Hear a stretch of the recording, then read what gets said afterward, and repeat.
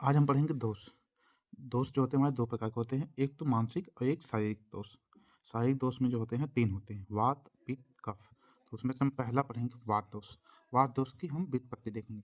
वात दोष की व्युत्पत्ति जो होती है ना, वा धातु कत प्रत्यय लगने से वात शब्द बनता है। इसकी निवृत्ति जो होती है नियुक्ति गत गंधनीय होती है, ठीक है। इसमें वात ज्ञान इंद्रियों के अर्थ का ग्रहण करता है, गमन, प्राप्ति ये होती है इसमें वात में, ठीक है। शरीर में गति ज्ञान और प्राप्ति के जनक को वात कहते हैं। हम देखेंगे वात का स्थान, वात, पित्त, कफ सर्व शरीर व्यापी होते हैं, किंतु स्थान और कार्य जो उनके स्थान होते हैं और कार्य होती है उस स्थान पे हम भिन्न भिन्न नामों से जानते हैं इसको। तो हम आज देखेंगे उसका स्थान। श्लोक है एक बहुत इंपॉर्टेंट है चरक के द्वारा। तो वात का स्थान क्या है?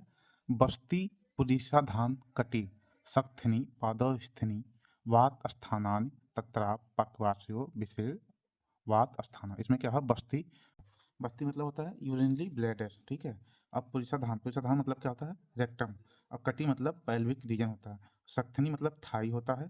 और पाद मतलब जानते ही हैं लोअर लिम्ब पैर होते हैं। और पाद स्थिनी मतलब अस्थि होते हैं।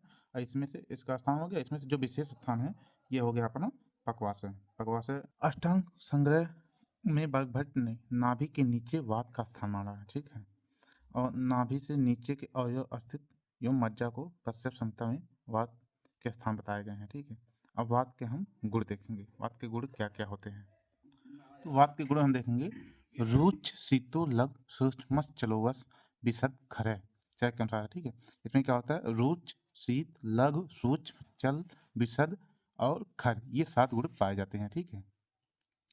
इन गुणों में रुच गुण सब प्रधान माना जाता है। और चरक के अनुसार जो होता है गुण को वात का प्रमुख गुण माना गया है। यह स्निग्ध का विरोधी होता है। देह के अंदर एवं बाहर स्निग्ध को कम करने का कार्य करता है एवं श्लेष्मा द्वारा संभावतः अतः स्निग्ध को रोकने का कार्य करता है, ठीक है। ऐसे सभी के अकॉर्डिंग सभी के गुण हैं, ठीक है। दूसरा गुण जो होता है हमारा क्या पाया जाता है? शीत। यह पित्त के उस गुण का विरोधी होता है। इसके उल्टा जो होते हैं हमारे जो भी होते हैं गुण उसके विरोधी होते हैं, ठीक है। सांगधर उनके अनुसार ये एक श्लोक बताया गया है, पित्तम पंघु कफम पंघु पंघो मल धातव, ठीक है। वायु ना यत नियंते यत गच्छन्त मेधवत। इसका मतलब जानते हैं क्या है? पित्त और कफ ये तो स्वयं पंगु है, पंगु मतलब चल नहीं सकते हैं, ठीक है। पंगो मल धातु, मल और धातु भी पंगु है, जो कि वायु जो है वायु के द्वारा ही ये गति करते हैं पूरे शरीर में, आपने देखा होगा। इसमें लिखा हुआ है हिंदी में, देखिए, अर्थात वात के निष्क्रिय होने पर पित्त कफ पंगु होते हैं, मल एवं धात में पंगुता आ जाता है, ठीक है। जिस प्रकार वायु मेद को जहाँ चाहे वहाँ ले जाती है, वैसे वात जब सम अवस्था में रहता है तब दोष धातु एवं मल के समान कर्म एवं गति होती है एवं विकृत होने पर इसे विकृत निश्चित होती है। वात के भेद भी बताए गए हैं, ठीक है। वात के भेद क्या क्या है? 5 होते हैं, जो कि आप जान सकते हैं, प्राणवायु, उदान वायु, समान वायु और बयान वायु, अपान वायु। ये हमारे वात के 5 भेद होते हैं, ठीक है। ये याद करना पड़ेगा आपको, रट्टा मारो चाहे जैसा करो, आप खुद ट्री बनाओ। प्राणवायु, उदान वायु, समान वायु, बयान वायु, अपान वायु। अब एक एक को हम डिटेल में पढ़ेंगे, ठीक है। प्राणवायु, 5 वायुओं में प्राणवायु का स्थान प्रमुख है। यह प्राणियों में प्राणों का आधार है एवं मनुष्य का जीवन इसी वायु पर आधारित है।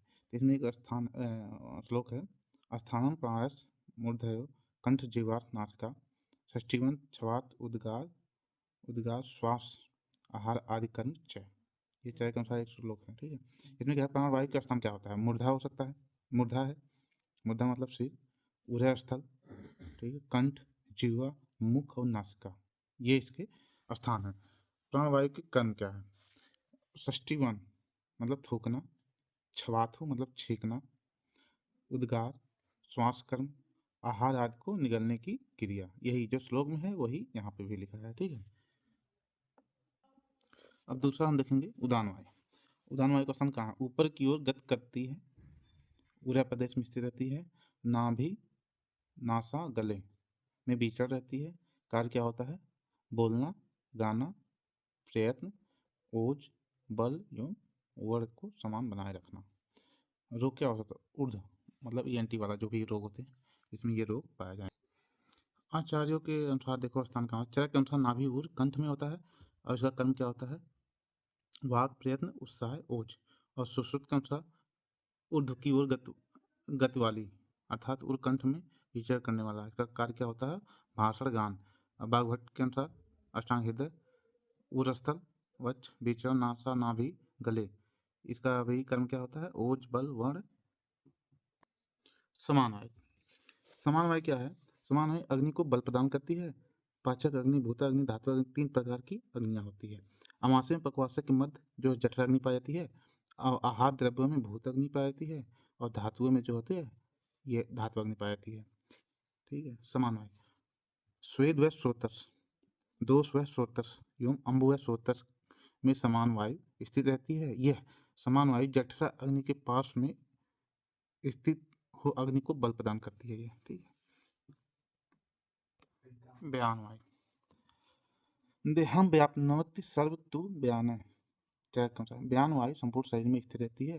अष्टांग हृदयकार के अनुसार हृदय इसका प्रमुख स्थान होता है।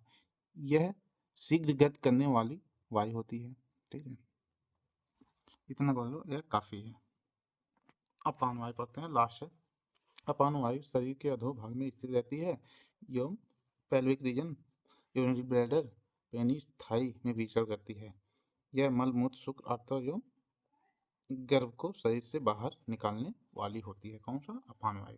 ठीक है, ये आचार्यों के अनुसार हम अलग पढ़ लेंगे।